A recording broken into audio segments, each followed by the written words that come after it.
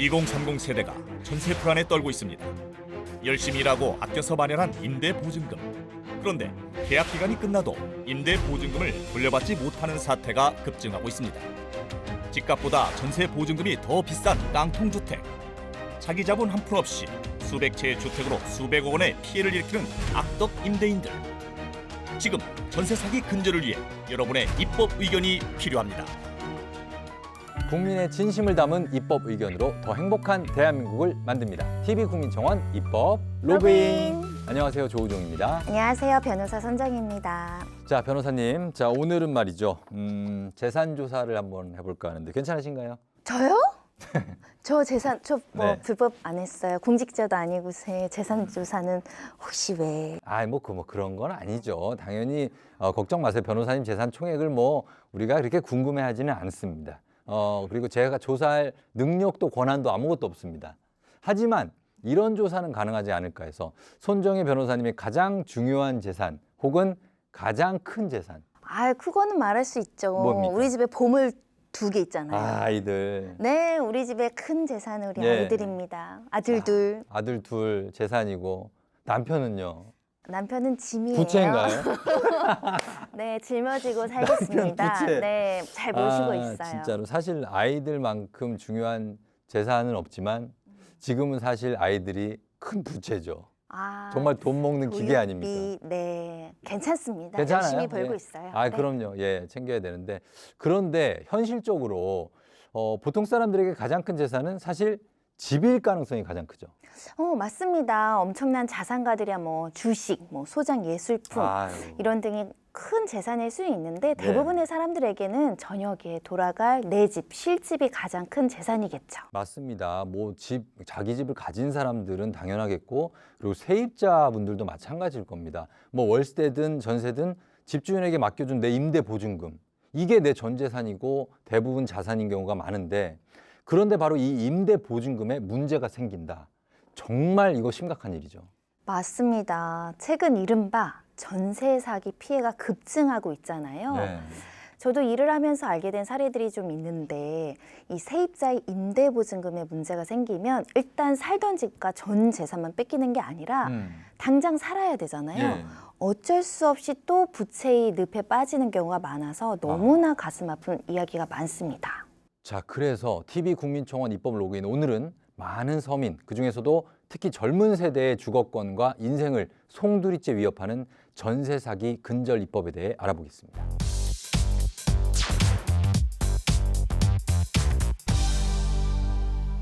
오늘의 첫 번째 주제, 깡통과의 전쟁. 변호사님, 이건 깡패, 깡통? 깡패와의 전쟁도 아니고 깡통, 이게 무슨 뜻일까요? 제가 원래 평화주의자라서 네. 전쟁, 싸우는 거, 모든 세상의 전쟁을 반대하는데요. 하지만 요즘에 이 깡통과는 전쟁을 꼭 해야 될 것 같습니다. 그래요. 자, 그러면 평화주의자 손정혜 변호사님의 전투 의지를 불사르는 이 깡통들, 과연 그 정체가 무엇이고 왜 전쟁을 해야 하는지 영상으로 정리했습니다. 얼마 전 세간을 놀라게 한 부동산 사기 뉴스가 있었습니다. 자기 돈 단 한 푼도 없이 이른바 갭투기 수법으로 무려 500여 채의 빌라의 주인이 된 어머니와 두 딸. 그렇게 장만한 빌라를 이용해 모두 136명으로부터 300억 원 가까운 임대 보증금을 가로챈 사건. 이른바 세모녀 전세 사기로 불리는 희대의 사기극입니다. 사건을 수사하던 경찰은 85명의 피해자를 추가로 찾아내기도 했는데요. 모두 200명이 훨씬 넘는 피해자 규모도 엄청나지만 대체 어떻게 자기 돈 한 푼 없이 500여 채의 빌라를 사들인 것인지 보통 사람으로서는 이들의 사기 수법부터 궁금해질 수밖에 없습니다.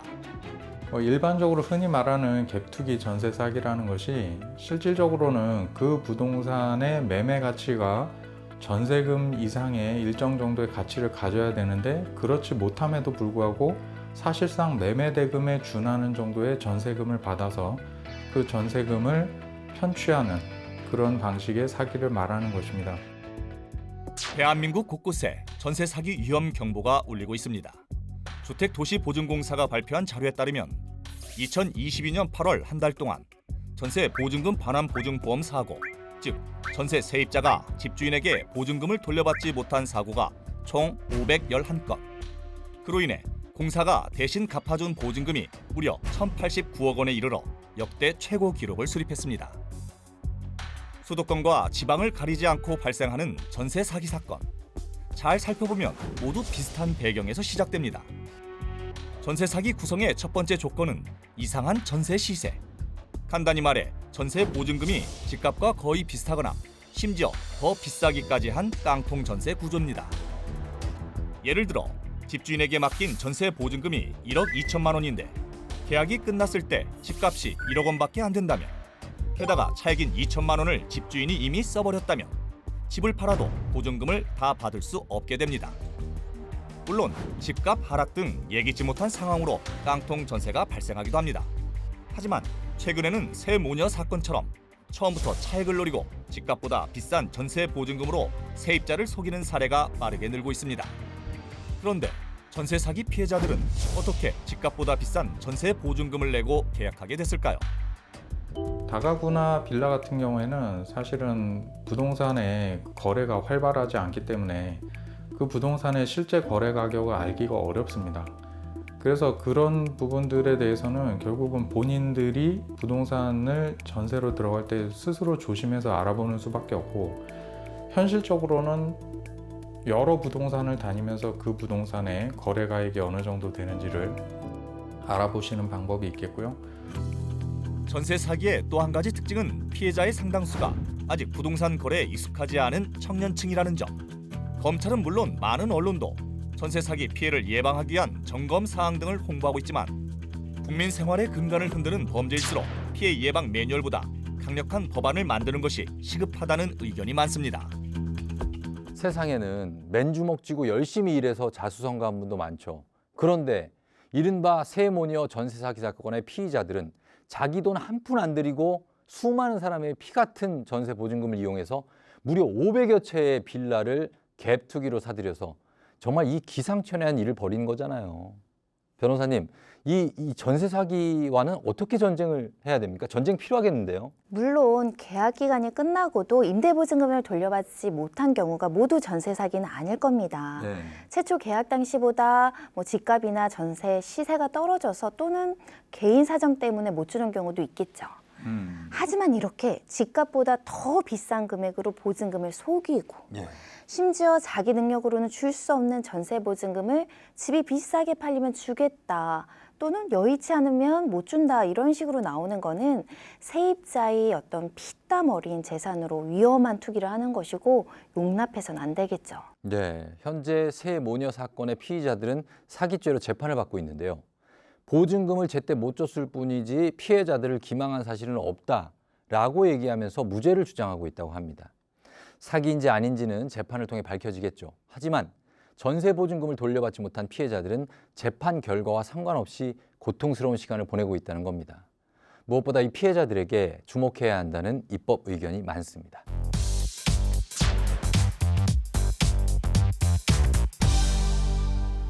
오늘의 두 번째 주제, 전단지입니다. 변호사님, 전단지가 원래 이 뭔가를 널리 알리기 위해서 뿌리거나 붙이거나 하는 그런 종이잖아요. 특히 원룸이나 빌라가 밀집한 자치촌, 그런 전단지 많이 붙거든요. 방을 내놓거나 구하는 사람들 또는 하숙집에서 붙이기도 하고요. 그렇죠. 그래서 SNS와 온라인 부동산 거래가 요즘 대세라고는 해도 여전히 한 푼이라도 싸게 좋은 집을 구하려는 사람들은 발품을 팔아가면서 그런 전단지 앞에서 서성이기도 하는데, 최근에 그 빌라촌 인근에 조금 색다른 전단지들이 붙는 일이 많다고 합니다. 어떤 사연인지 화면으로 준비했습니다. 도망간 집주인을 찾는 사람, 자신과 비슷한 피해자를 찾는 사람, 누군가에게 악을 쓰듯 결코 포기하지 않겠다며 절규하는 사람. 모두 전세 사기 피해자들이 붙인 전단지입니다. 이런 피해자의 목소리는 골목길뿐 아니라 온라인에서도 쉽게 발견할 수 있습니다. 최근 국회 국민동의청원 게시판에 올라온 한 전세 사기 피해자의 청원. 가해자 검거 매우 중요합니다. 그러나 피해자들은 보증금 반환을 소송하고 경매를 진행하면서 가해자들 체납액도 대신 갚아야 하고 보증금도 다 잃고 빚으로 또 생활을 이어갑니다. 세입자에게 전세 보증금은 주택자금일 뿐 아니라 지금까지 모은 전 재산인 경우가 대부분입니다. 살고 있던 보금자리뿐 아니라 다시 일어설 수 있는 기반까지 빼앗긴 전세 사기 피해자들은 시간이 흐를수록 눈덩이처럼 불어나는 채무에 짓눌려 2중, 3중의 고통을 당하기 일쑤입니다. 2019년 강서구 일대를 휩쓴 이른바 화곡동 강씨 전세 사기 사건. 주로 화곡동 쪽에 가격이 좀 저렴한 빌라라든지 아니면 다가구 주택들이 많습니다. 그런데 이 강씨 같은 분들이 그 사회 초년생들이 주로 찾는 빌라나 다가구 주택에 대해서 사실은 부동산 공인중개사하고 모종의 합의를 한 것으로 보입니다. 그래서 모종의 협의를 거쳐가지고 가격을 굉장히 올려서 전세를 받은 거죠. 근데 실제로 그 전세 가격이라는 게 사실 그 빌라나 어떤 다가구 주택의 매매 가격에 거의 육박하는 그런 가격으로 전세를 받은 겁니다. 2019년 8월 화곡동 강씨 사건의 피해자 14명은 주범인 임대인 강씨와 홍범인 공인중개사를 형사고소합니다. 그러나 경찰 조사로만 꼬박 1년이 흘러간 후 검찰로 넘어간 후에도 25개월째 기소조차 진행되지 않은 상황. 피해자들에겐 지옥 같은 시간이 속절없이 흘러가고 있습니다. 지난 10월 1일 국회 정무위원회 송석준 의원이 한국주택금융공사로부터 제출받은 자료에 따르면 올해 7월 말 기준 전세 자금 보증 가입자 중 은행에 전세 자금을 상환하지 못해 공사가 대의 변제한 금액은 무려 1,727억 원에 육박합니다. 이 중 53.4%인 922억 원의 피해자는 2030 청년 세대. 월급만으로 집값을 따라잡지 못해 전세로 보금자리를 마련했다가 모은 돈의 전부인 보증금을 돌려받지 못하고 집주인이 져야 할 빚까지 대신 떠안은 2030 청년 세대. 전염병처럼 번지는 전세 사기로 사회의 기둥인 젊은 세대의 주거와 삶이 도미노처럼 쓰러지고 있는 것입니다. 범인을 잡는 것도 중요하지만 피해자들부터 살려달라라는 국민동의 청원 게시판의 호소, 정말 남의 얘기 같지가 않습니다. 사실 저도 이 집 없는 시절에 겪었던 그 서름들, 그리고 내 집 마련을 위해서 막 고생한 기억들 생각하면 정말 남 일 같지가 않은데, 우리 국민들 대부분에게 이 집, 젊은 시절에 그 내 집 마련의 꿈은 마냥 설레는 건 아니었습니다. 네, 한평생 꿈이 집인 것도 굉장히 많거든요. 내 집 많아요. 사는 게 꿈이라는 분들도 있고, 또 좋은 집, 편안한 집 찾기 위해서 굉장히 발품 팔고요. 그리고 경쟁하는 경우도 많았습니다. 맞죠. 그 전세 계약하려고, 월세 계약하려고 줄 서서 기다린 뉴스 이런 것들도 기억이 나네요. 예, 그래서 정말 많이 힘들 때도 있고 또 서러울 때도 많고 만만치 않은 불안도 견뎌야 하는 과정인데, 이제는 이런 전세 사기까지 걱정해야 된다니 정말 안타깝습니다. 저는 연락이 끊긴 집주인을 찾기 위해서, 또 본인과 같은 피해자를 찾기 위해서 전단지를 붙이며 돌아다녔다는 이야기가 정말 슬프고 화가 나는데요. 네. 전세 사기는 절대 나쁜 집주인 몇 사람의 범죄로 치부해서는 안 될 문제입니다. 엄연한 사회 구조 속에서 발생한 문제이고요. 법과 제도로 함께 해결해야 하는데 언제까지 피해자들만 저렇게 발을 동동 구르며 전단지에 의존해야 되는지 진짜 답답합니다. 그래서 지난 9월 1일 정부도 전세 사기 문제를 해결할 방안을 발표했습니다. 예방책도 있고 피해자 구제와 사기범을 엄벌할 방안도 같이 내놨는데 과연 어떤 내용인지, 그리고 정부가 내놓은 방안으로 충분할지 영상으로 정리해봤습니다. 2022년 9월 1일 국토교통부는 임차인 재산 보호와 주거 안정 지원을 위한 전세 사기 피해 방지 방안을 발표했습니다. 핵심 내용은 내년 1월까지 전세 계약 시 세입자들이 꼭 알아야 할 정보들을 제공하는 자기 진단 안심 전세 앱을 개발, 배포하겠다는 계획.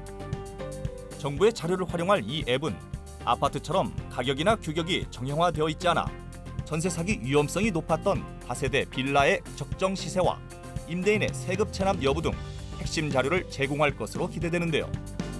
국토교통부는 이외에도 전세 피해 지원센터를 설치하고 전세 사기 범죄에 대한 단속과 처벌 강화 방안도 함께 발표하며 많은 기대를 모았지만, 적지 않은 전문가들은 이번 방안만으로는 실효성을 기대하기 어렵다는 의견을 내놓기도 했습니다.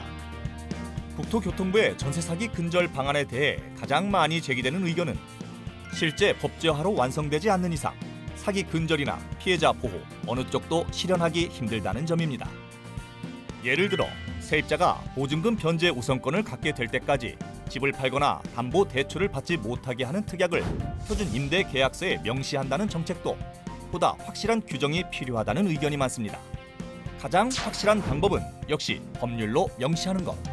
이와 관련해 더불어민주당 김한규 의원은 지난 9월 19일 임대차 계약 시 임대인의 체납 내용을 열람할 수 있도록 규정한 공인중개사법 일부 개정안을 발의하기도 했습니다. 간단히 설명드리면 우리 전세 또는 임차라고 할 텐데 이 전세금을 제대로 돌려받을 수 있도록 하기 위한 목적입니다. 중간에 공인중개사가 있지 않습니까? 소위 부동산이 있기 때문에 그 공인중개사가 의무적으로 집주인의 동의를 받아서 이 체납 사실을 확인하도록 하는 겁니다. 만약에 집주인이 거절을 하게 된다면 그 사실을 전세로 들어오는 분한테 알리는 거죠. 또한 국민의힘 정우택 의원은 세입자를 기망해 임대 보증금을 취득하는 등 전세 사기를 저지른 범죄자에 대해 1년 이상 15년 이하의 징역에 처하도록 형법 개정안을 대표 발의했는데요. 이처럼 전세 사기 근절과 엄벌을 위한 법안 발의가 이어지고 있는 가운데 부동산 실무자들과 전문가들은 누구나 전세 사기를 당할 수 있는 시장의 분위기와 제도 역시 해결해야 한다고 입을 모으고 있습니다. 그래서 전세 가율은 주택 가격에 비해서 이제 전세 보증금이 얼마나 되느냐의 의미인데요. 사기 같은 경우는 이제 좀 일탈행위이고 범죄의 영역이라면 전세가 가지고 있는 그 자체의 문제가 좀 있습니다. 자주택 가격하고 전세 보증금이 너무 이제 비슷해지면 갭 투자를 하기가 쉬워지니까 투기를 부채질하는 측면이 하나가 있고 또 이제 이 주택 가격이 주기적으로 좀 오르다가도 좀 내릴 때가 있는데 그게 언제가 될지 몰라도 주택 가격이 내리게 될 때 이제 이게 전세 가율이 너무 높으면 그러면 이제 깡통 전세 위험이 생기는 거죠. 무엇보다 시급한 것은 하루아침에 모든 것을 빼앗기고 거리로 그리고 빚더미 위로 내몰리는 피해자들에 대한 지원 대책입니다. 사실 주거권은 이제 쫓겨나지 않는 것도 중요하지만 내가 이사 가야 될 사정이 있을 때 이사 갈 수 있는 것도 상당히 중요한 의미가 있을 텐데요. 지금은 이제 이 피해자에게 돈을 빌려주는 형식으로 주로 짜여진 게 좀 아쉽습니다. 기왕 돈을 쓸 거면 그럼 임대인에게 빌려줘서 임대인이 이걸 세입자한테 잘 반환하도록 하고 이 갚아야 되는 부담을 임대인이 져야죠. 왜 이 세입자가 이 부담을 져야 됩니까?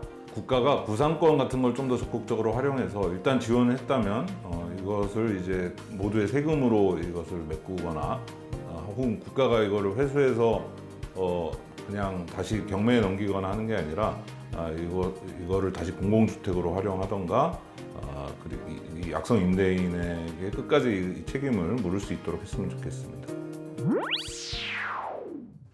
변호사님 오늘 내용을 쭉 살펴보니까 우리가 이 문제를 전세 사기에 한정돼서 바라보면 안 될 것 같다라는 생각이 듭니다.